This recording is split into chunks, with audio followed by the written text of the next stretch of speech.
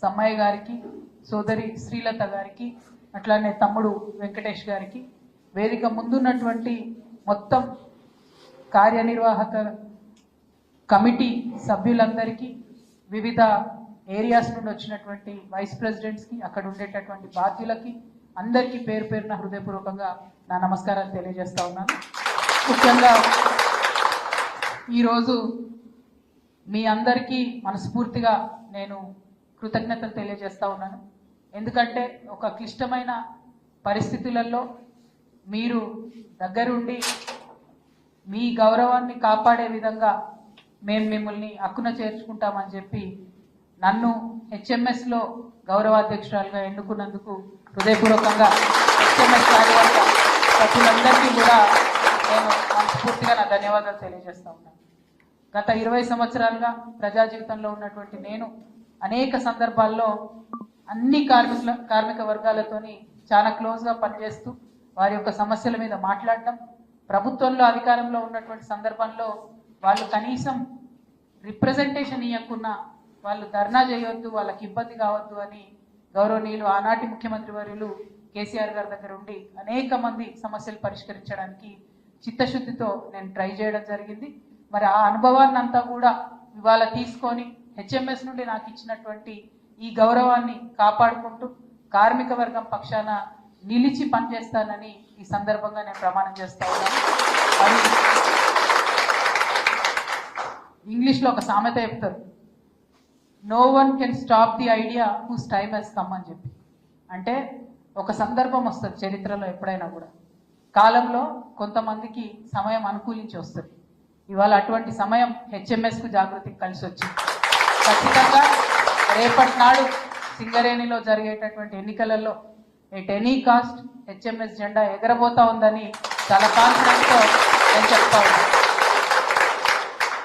మీ అందరికీ తెలుసు, ఇదివరకు టీబీజీ కేసు గెలుపు కోసం అహర్నిశలు పనిచేయడం జరిగింది. మొన్నటి ఎన్నికలలో టీబీజీ కేసు అసలు పోటీలోనే పాల్గొనలేదు. దాంతో అప్పటి వరకు టీబీజీ కేసులో ఉన్నటువంటి నాయకులు కార్యకర్తలందరూ కూడా స్ప్లిట్ అవ్వడంతో ఇప్పుడు వచ్చినటువంటి రిజల్ట్ వచ్చింది. ఇప్పుడు గుర్తింపు సంఘంగా ఉన్నటువంటి వాళ్ళు అది వాళ్ళ సొంత బలం అనుకుంటే వాపును చూసి బల్పై అనుకున్నట్టుగా అవుతుంది కదా, తప్పితే వాళ్ళకి అంత టాలెంట్ లేదన్న విషయాన్ని వాళ్ళు గుర్తుపెట్టుకోవాలి. సో నేను మిమ్మల్ని కోరేది ఏంటంటే, ఓ పెద్దవాళ్ళని చూసి భయపడిపోయి మనమేదో ఆ సంఘం ఇప్పుడు గెలిచి గద్దెనెక్కి కూస్తుంది కదా అని భయపడాల్సినటువంటి అవసరం లేదు. అదంతా కూడా ఆనాడు ఒక పొలిటికల్ పరిస్థితులలో కేసీఆర్ గారు బీఆర్ఎస్ పార్టీ ప్రభుత్వం పోయిన తర్వాత కేసీఆర్ గారికి అప్పటికే గాయమైంది ఫ్రెష్గా. అటువంటి సందర్భంలో ఇప్పుడు ఎందుకులే మనం పోటీ నుంచి తప్పుకుందామని పెద్దసారి దగ్గర నుంచి డైరెక్షన్ రాలేదు కాబట్టి, ఆనాడు టీబీజీ కేసు ఎన్నికల్లో పాల్గొనలేదు కాబట్టి, అప్పుడు పాలిటికల్ సిచ్యువేషన్ కలిసి వచ్చి ఇవాళ గద్దె మీద కూర్చున్నటువంటి కార్మిక సంఘాలు ఉన్నారు తప్పితే వాళ్ళ టాలెంట్ కాదు. ఎందుకోసం ఈ మాట చెప్తా ఉన్నామంటే, ఇదే కాంగ్రెస్ పార్టీ అధికారంలో ఉన్నప్పుడు ఇదే ఐటీసీ వీళ్ళు అనేక కార్మికుల హక్కులను కూడగొట్టారు. అయినా ఇవాళ తప్పనిసరి పరిస్థితులలో కార్మికులు వాళ్ళ కోటేశ్వరు తప్పితే ఏదో ప్రేమతో నోటేయలేదు. ఇవాళ మాత్రం మరి ఇక్కడి నుండి సంయుక్త సమావేశంలో హెచ్ఎంఎస్ కార్యవర్గ సమావేశం ఏదైతే జరుగుతూ ఉందో దాని నుండి సింగరేణి కార్మికులకు మేము ఒక భరోసా ఇస్తా ఉన్నాం. ఒక ఎర్ర జెండా వస్తుంది. ఇప్పుడు ఉన్నటువంటి ఎర్ర జెండాను కట్ చేసి ఎర్ర జెండా రేపు పొద్దున మీ పక్షాన నిలబడబోతా ఉంది. వజ్రాన్ని ఎట్లయితే వజ్రంతోనే గొయ్యాలని చెప్తారో, ఇప్పుడు ఉన్నటువంటి ఎర్ర జెండాను గద్దెదించడానికి కూడా మరో ఎర్ర జెండా ముందుకు రాబోతా ఉందని ఈ సందర్భంగా సింగరేణి కార్మికులకు అందరు కూడా తెలియజేస్తా ఉన్నాం. హెచ్ఎంఎస్లో సభ్యులుగా ఉన్నటువంటి వాళ్ళు, జాగృతిలో సభ్యులుగా ఉన్నటువంటి వాళ్ళ కోసం మాత్రమే హెచ్ఎంఎస్ పనిచేయదు. హెచ్ఎంఎస్ పనిచేసేది మొత్తం 40,000 మంది సింగరేణి కార్మికుల కోసం పనిచేస్తుందనే భరోసాని ఈ సందర్భంగా ఇస్తున్నాం. అనేక మంది అనేక ఏరియాల్లో మరి వాళ్ళ ఫోన్స్ చేస్తూ ఉన్నారు. మరి ఇప్పుడు మీరు కొత్త సంఘంగా ఏర్పడ్డారా అని అంటే నేను చెప్పిన ఒకటే, నేను కొత్త సంఘం ఏర్పాటు చేయడం కాదు, కార్మిక చట్టాలన్నీ ఒక దగ్గర కలిపి ఒక డిక్షనరీ తయారు చేస్తే ఎట్లుంటుందంటే రియాజ్ అహ్మద్ లాగా ఉంటుంది. మరి అటువంటి రియాజ్ అహ్మద్ గారి నాయకత్వంలో వారి అనుభవంతో వారికి ఉన్నటువంటి సిన్సియారిటీతోని ఇవాళ కార్మికుల కోసం పనిచేయడానికి వచ్చినాను తప్పితే నేను కొత్తగా చేసింది ఏమీ లేదు. ఒక విషయం ఇవాళ మనం కుల్లం మాట్లాడుకోవాలి. టీబీజీ కేసుకి ఎందుకు ఓటేసిండ్రు సింగరేణి కార్మికులు? కేసీఆర్ గారి లీడర్ని చూసి ఓటేసి, అంతకుమించి ఇంకోటి ఏం లేదు.